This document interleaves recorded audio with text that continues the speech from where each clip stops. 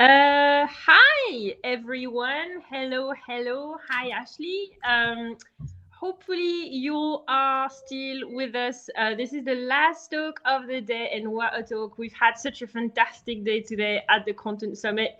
Hopefully none of you can see my eyes because it's really late in Paris right now and we're starting to get a little bit tired, but I'm so hyped we're having Alli now because it's going to be a really good presentation. Before anything, we're going to do your favorite thing. I've talked about it all day long, a little bit of housekeeping. So if you have questions for Alli, and I'm sure you will have a lot of them, please pop them in the Q&A, and that way we can see them and we can share them on the screen, and you can also upvote the ones that you like the most. But of course, if you want to just react or share ideas in the chat, you can absolutely do that.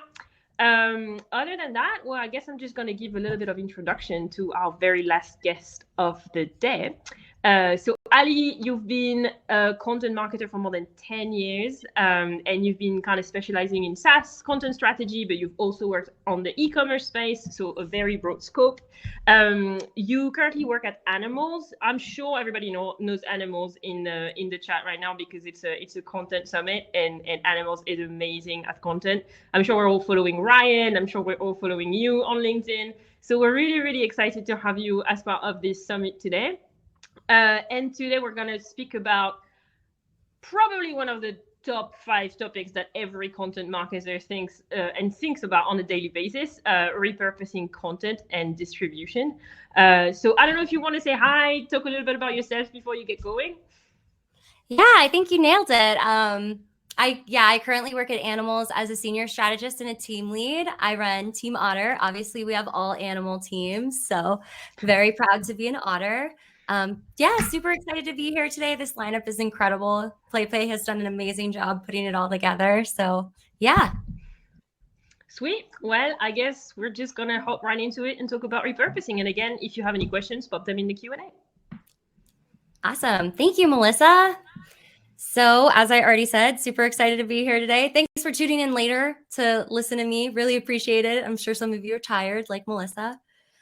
For my session, I wanted to talk about content promotion. So this topic is near and dear to me, right? It is probably the area of content that brings me the most joy. It's probably because I was an event coordinator at one point in my life, always had to promote my events. Now I'm promoting my content. I also think it's one of the most important areas that content marketers should get good at because it really saves you so much time and allows you to really maximize your results. So let's get started. All right. So people talk about both of these topics a lot, but really the best strategies use both of these simultaneously, right? So if you're making a really big project that you spend a lot of time on, obviously if you repurpose it into multiple different types of content, you're going to be able to use those content pieces to distribute it. I do want to add that before you embark on a strategy like this, you want to make sure you're really making data-driven decisions about what type of content you should be writing. So that's qualitative and quantitative data. So even just talking to your sales team, talking to your customer success team, looking into NPS scores or customer reviews, and most importantly, actually talking to your customers or listening to gong calls or chorus calls if you can actually get in touch with them. That information will help you make a really educated decision on what type of content will work for your audience and what's really going to resonate. So once you know, okay, this is it, I'm in, then you can go into the kind of this prep work we're going to talk through. Okay, so creating your content with distribution in mind. So obviously the first step to like every successful piece of content, you all already know this, is a solid brief. So I think through other questions to add to my briefs, and we do this at Animals as well, that put distribution in mind front and center when you're just outlining it and creating it. So these are questions that you should really ask internally or bring your team in as well to kind of initiate the planning phase. So let's go over them real quick. So what are micro and macro goals for this content? So I've talked about macro and micro goals a lot. I love them. I think as content marketers, we get held to like a really big standard sometimes with our goals. Like this piece is going to increase organic traffic, which is great, but it takes months sometimes to increase organic traffic, right? So hold yourself to some smaller goals while you're monitoring your success towards that bigger goal, because that'll help you identify if you're doing the right things and what you might need to change to see success. How will we track that success? What channels will we use for distribution? What type of content performs best on those channels? Can we include SMEs? Can we include partners? What campaigns could benefit from this content? And finally, what ideas should be prioritized? I jumped through that a little quickly, so I'm going to go back to the campaigns that could benefit from this content because I think this is a really, really important section. So marketing teams are constantly doing initiatives on their own, whether that's free trial campaigns, reaching out to cold leads, going back in to talk to canceled customers, etc. Think through all of the marketing campaigns that are happening at your company and think if this piece of content would benefit them.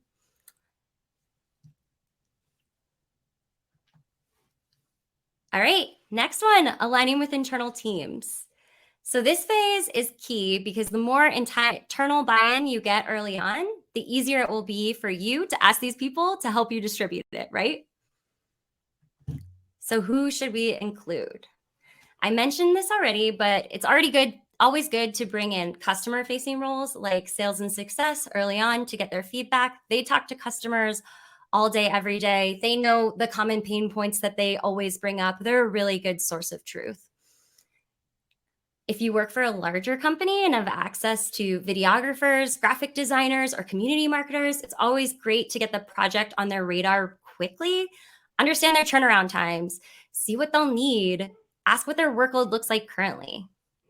And then next, it's more of the marketing team members that are usually seen on SaaS teams. So demand gen or digital marketing, whoever you can talk to that's handling the paid advertising. Connect with partner marketers to help you identify SMEs and influencers. Talk to product marketers if your piece is bottom or middle of funnel. They might have a campaign that they're about to run or something similar that they could use this piece for. So you could start that collaboration early. And then marketing ops, those are the people that can help you with layout, CTA, nurture campaigns, testing, etc. Really important people to bring in the mix. Content is so valuable to so many different departments. And if you work cross-functionally, it'll be extremely beneficial for the progress of your work and the outcome of your work, but also your career as a whole. It's so important for content marketers to really be aligning with their internal teams.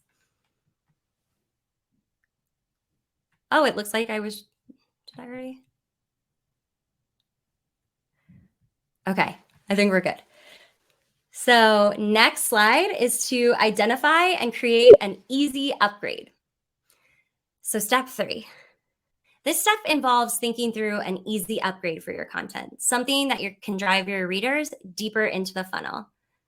While this is a little bit of a unique add to a distribution plan, I believe it's extremely important to think through for repurposing efforts.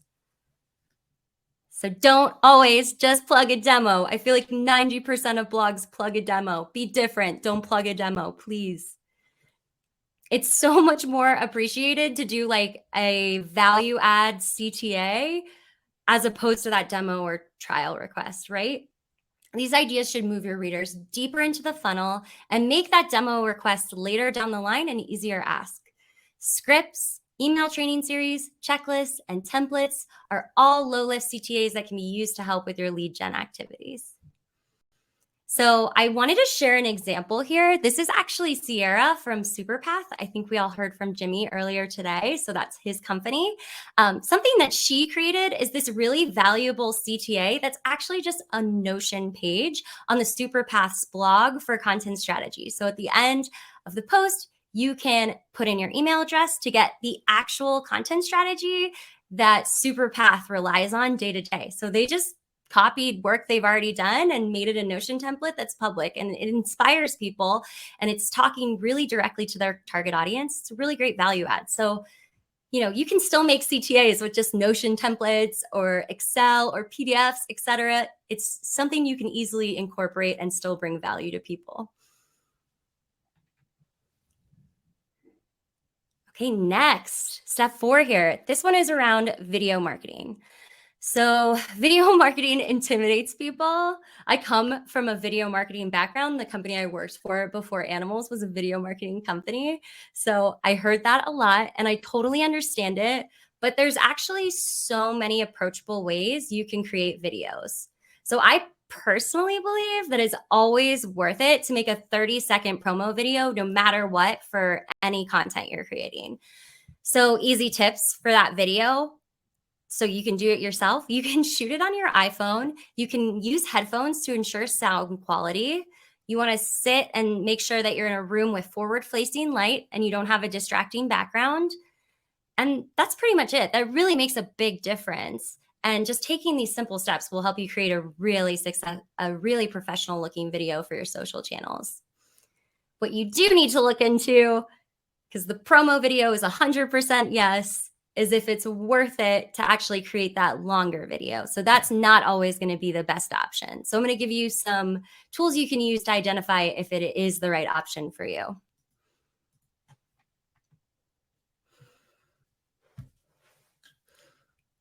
So usually a longer video is worth the effort if you know your video has the potential to get organic traffic. So just do your research for SEO, and you'll want to do the same thing for YouTube, right? So while you're doing your SEO research for written content, go ahead in there and try to do the same thing for video content. So Ahrefs Keyword Explorer, which you see right here on the bottom, actually has the ability to look into YouTube traffic as well. This is a great starting point. Your keyword for written content is most likely not going to be the same as your keyword for video content. So you're going to have to tweak it a little bit. Once you find the right keyword, look at the SERP. So this is the SERP. If you have on the first page video results without having to click video, that's a really good indicator that there's already a video search working on that term, and it's going to be easier for you to rank. How recent are these videos? That's a good thing to look into. Who created them? How big is their following? Do they have an article on this topic as well? So you'll have to scope out the competition on your own here. But if the videos aren't super recent and they were created by a smaller channel, just get moving. Also, embedding YouTube videos inside your existing like-minded blog post is a great way to increase your traffic. All right, step 5, creating a promotional template. More creative work. So in my last role, our creative director made a template for me that I updated on my own daily. Template had our brand colors, our fonts. It was formatted in the way my graphics usually needed to be formatted. And usually all I had to do was add my own text and photos. So again, if you're on a smaller team, this is still totally attainable. In fact, you all probably already use Canva. Canva has a pro brand kit, and if you use it to its full potential, it can really help you do the same thing.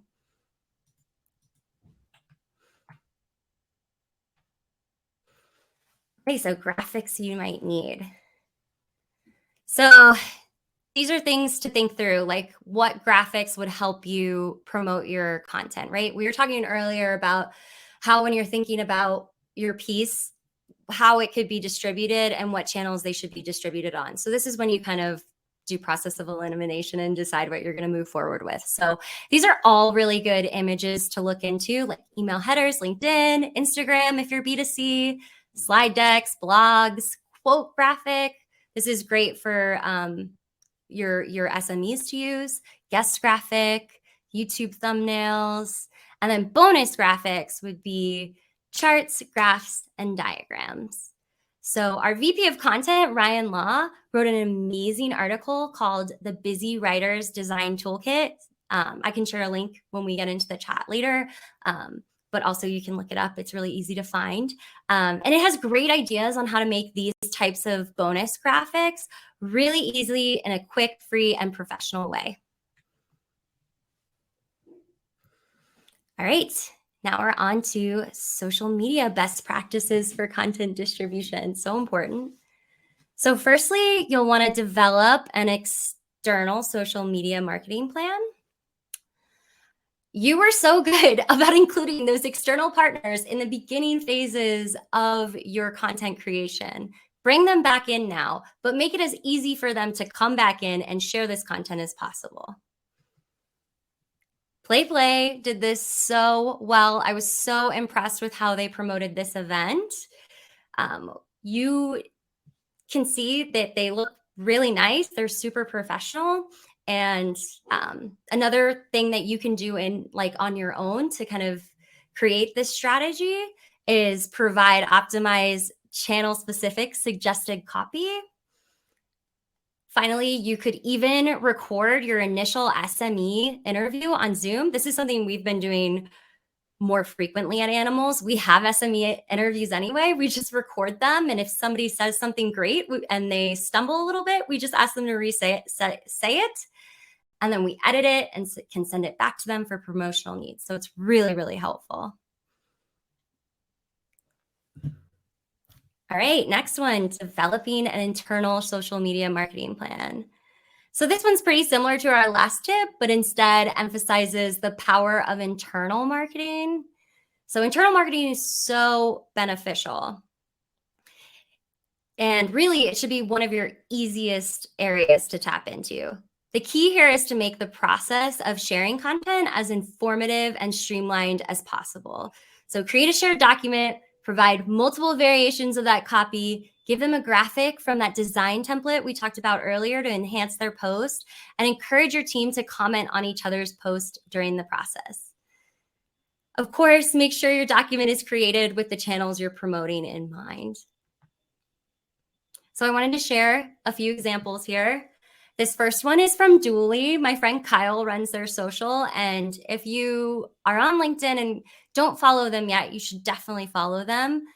They work with sales reps and know that their audience tends to relate to memes. So they've started creating their own custom memes and they get a ton of engagement from these memes. People relate to them. And look, there's even like a content link in there. So they are able to tie it back to the article they're creating while also still generating engagement and speaking to their specific audience. Next, this one here is from Megan Scott. She's an account executive. She shared this post while she worked for a video messaging company. What I love about it is it's genuine. It's super well formatted for a LinkedIn post. You see the individual sentences, the emojis, and it still highlights the product she's selling. She's talking about gratitude videos and how important they are, but you could use the product she was selling to send those gratitude videos. And then this last one on the bottom is an example from Promotion. Promotion does a really good job working closely with their founder and encourages him to share their work. A lot of times at a lot of companies, even smaller companies, you see that the leadership team has great LinkedIn followings. They're great to tap into. So if you can convince them to let you write copy for them that's relevant to them, that speaks to their audience, that's in their tone, it's really going to help you out. So this post is awesome because Alexander, their founder, his audience is engineers and startup founders, which is who Promotion specifically talks to. So it aligned really well for him to create this post and send it out. All right, tip 8, we're getting close.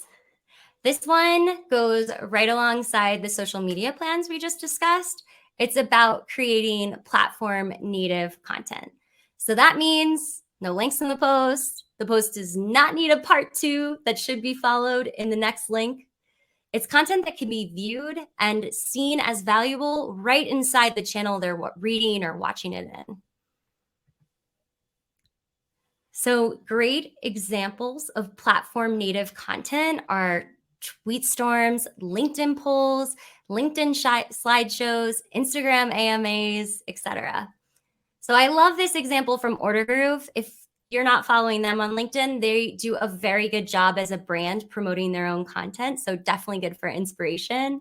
So they're always making polls, bringing in partners, and creating slideshows just like this. The other examples are from me and Ryan. Both are tweet storms. In Ryan's example, he's actually talking about a blog post he wrote for Animals, but you don't get to that blog post until thread 9 or so. It's really, the value is really kept inside Twitter, so people don't feel the need to always have to jump. But they do know that Ryan works at Animals and he just provided them with valuable content, and they'll remember that in the future. So it is 100% worth it. And then the last one is actually from me, and it's this presentation. I started this kind of topic as a Twitter thread in February. And when Melissa reached out to me about the PlayPlay Summit, I knew that this was a topic I could expand on and easily do a presentation on. So I just used it as a basis for what I'm sharing today. All right, step 9, our last tip. Of course, this involves analyzing results and letting them help you make data-driven decisions. So this is where you go back to those macro and micro goals we talked about earlier and analyze your progress towards them. So never stop being curious. Obviously, analyzing your results is asking a lot of questions and seeing if you can catch some correlations. So let's go through some of them. So what seems to be working, what isn't? You've repurposed your messaging quite a bit. Did you run ads to them? I mean, even if they're on social media, you should get some indicators of what angles of your content are resonating better than others. Maybe that gives you some intel to realize where you should double down, what other posts you should make, etc. So which of your initial deprioritized ideas should you take on now? You know, we talked about that in that kind of first slide where we were talking about all the questions we need to ask ourselves when we're creating our brief. You know, there's a lot of big ideas that'll come out in that session. You might have deprioritized some, and you might realize now, after seeing some results, that they're perfect for this. So bring them back in. How can we revamp and update what we've already created? So what other content pieces can we create that are further down the funnel? So if you're getting good traffic, it might be worth writing an educational email sequence for the people that are coming to your page to read this post. If you haven't already created a CTA, that can be your CTA. If you did already create a CTA, you're getting their emails already. Maybe you want to reach back out once you've gotten their permission, etc. Should we start a backlink campaign? Are there any technical advancements we should consider? So dive into Ahrefs. You can do this as soon as like a month after the post is published. See what keywords you're already ranking for. Maybe there's one on there that you didn't plan to, but it's doing really well and it has good traffic and you want to re-optimize the piece a little bit more to move it up higher on that term. How can we engage our users in a better way? So for example, is there a fun value-driven way that you could use chat on this particular blog? And then finally, what can we do that's experimental? As content marketers, we're so held to demo requests and organic traffic. And because we're so focused on those goals, sometimes we don't get to experiment and do the fun stuff. So this is your opportunity. When you have something you've put a lot of time into already and it's easy to recreate something because of it, and you're getting good results, try something new, try something exciting. It doesn't matter if it doesn't do great. It could give you some intel that will help you do another experiment that could do incredible. And that's it. That's all I have to say today. I hope this was helpful. I've attended a ton of webinars in the past, and the ones that were the most valuable to me always had like actionable takeaways that I could implement immediately. So hopefully you got some of those today. My inbox is always open. I'm on LinkedIn. Please feel free to reach out with any questions or if you want to connect. I'd love to talk. I can already tell you that this was very insightful because we've got loads of questions in the Q&A. So I hope you're ready to answer them because there's a few of them waiting for you. So we're going to start with this first one. Because you talked a little bit about video marketing earlier and how you can repurpose your content into video marketing. And so this question is simply, is there a sweet spot in terms of video length? Because that's very interesting.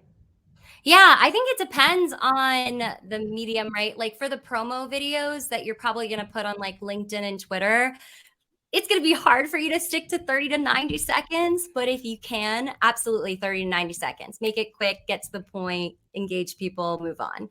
You know, for YouTube, I think, you know, those tend to be longer. That it's easy to look this up, like see what the optimal length for YouTube videos is. I think it's somewhere around 7 minutes. But when you upload that long video, make sure you're doing it well. Like you're following YouTube best practices. You have like markers in there for when each thing is. You have a great YouTube thumbnail. Your description is fire. Like do all of these things if you're going to commit to making that long video to make sure it's worth it.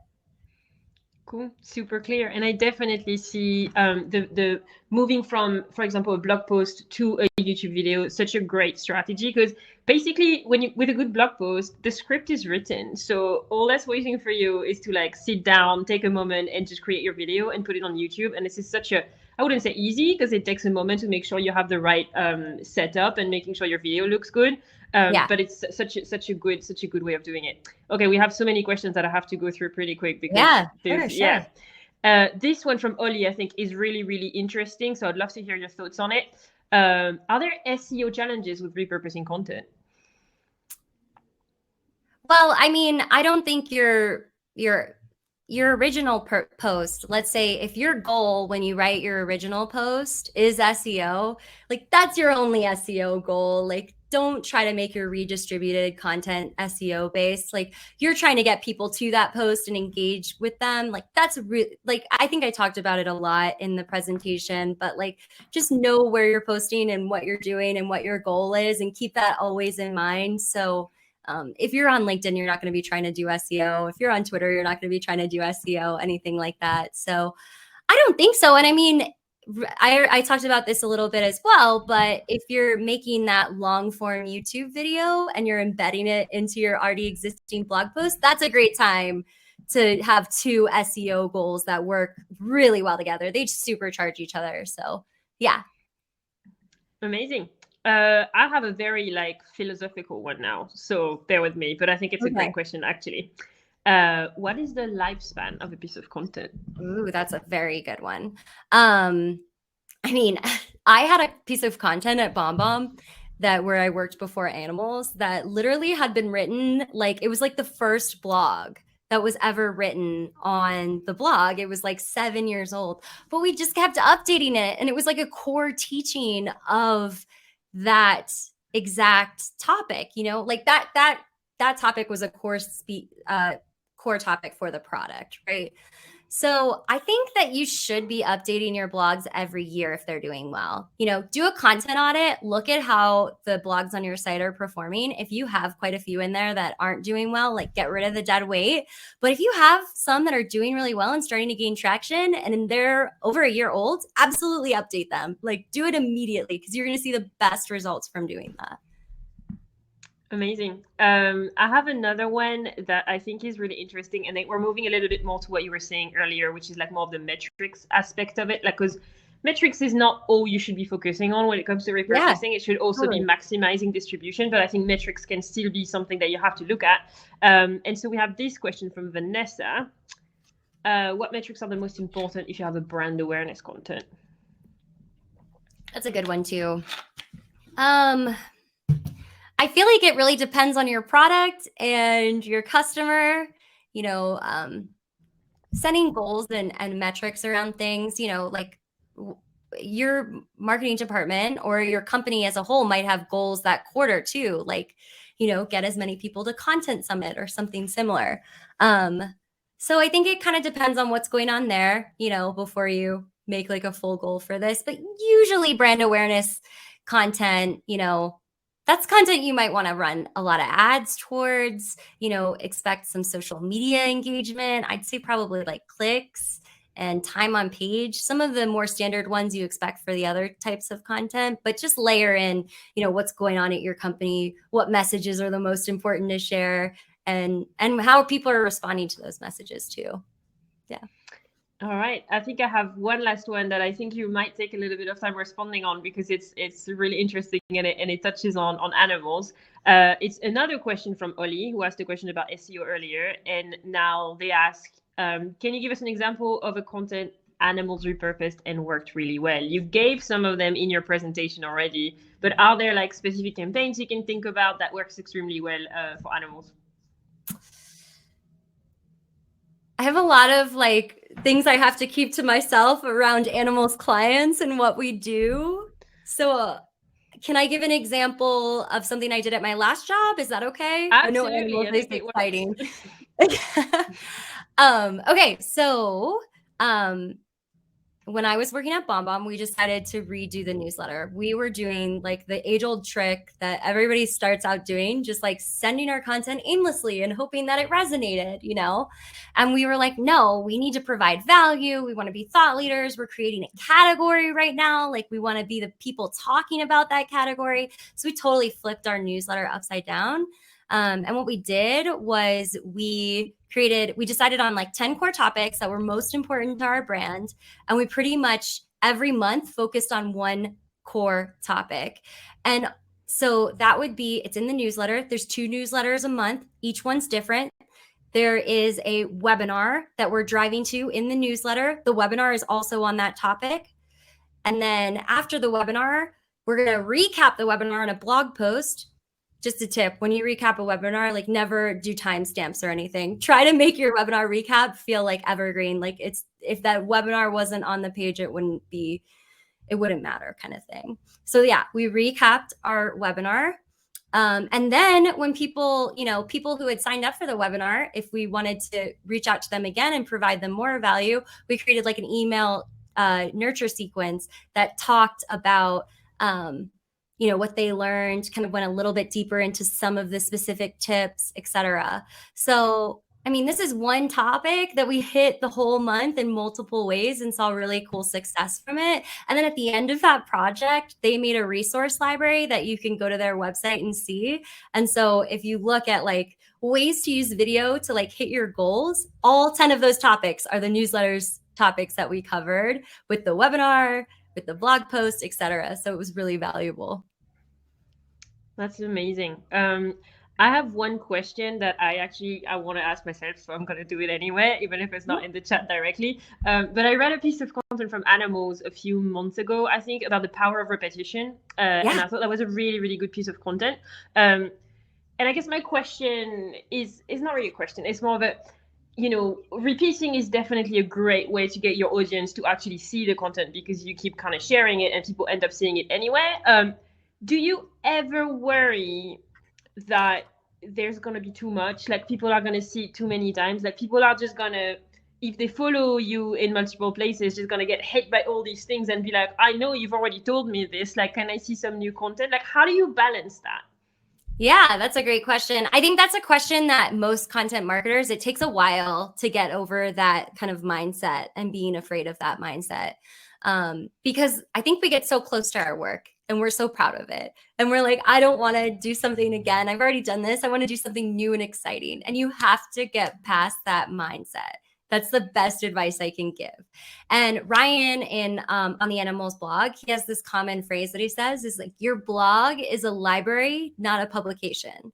People are coming to your blog site or through your emails or your social, what have you, piece by piece. They're not looking at the whole holistic body of work, only you are. So most of the times they're not going to catch that you repeated yourself. Like, I think if they catch it, that means they're super engaged and they're a wonderful fan and you should thank them for catching it.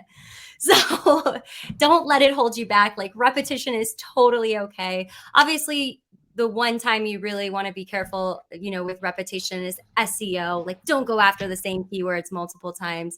But inside the post, having kind of similar thought processes and messages to build is totally fine. Yeah. Cool. Okay, I'm less scared now. And then I have like basically one last one that's just something we were talking about with the team like a week ago or something.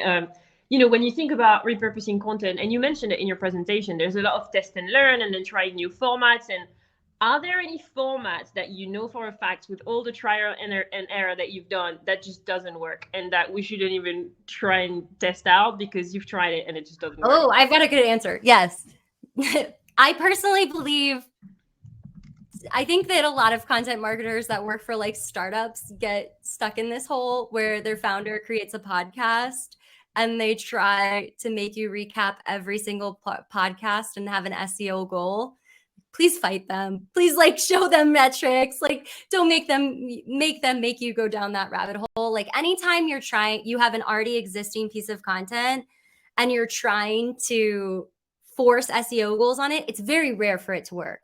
right? Like if you create content with SEO in mind at the beginning, that's great. But if you come back in later, it's not going to work. So I just highly suggest, look into it, but like be ready to say that this is not the best for this piece of content. This is not the best way to deliver this message. And I don't think it's worth our time. Super clear. I'm glad that you all can see my face like super zoomed out. Like I don't know why it just happened, but now you can see my face. I wanted to thank you so much, Alli, because we had so many questions and you answered every single one of them, even the tough ones, which is sometimes hard to do. I know you shared your credentials, and just so everybody knows, like all the questions that might not have got answered, we will send an FAQ. There will be a replay of this session. Thank you so much for such actionable tips. I agree with you. You mentioned it at the end of your presentation, but it's always the best when you can like kind of take the ideas and run with it. And it's definitely what you just gave us in this presentation. So thank you so much.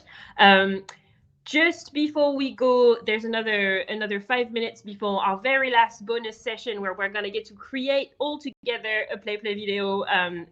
So just make sure that you stay with us.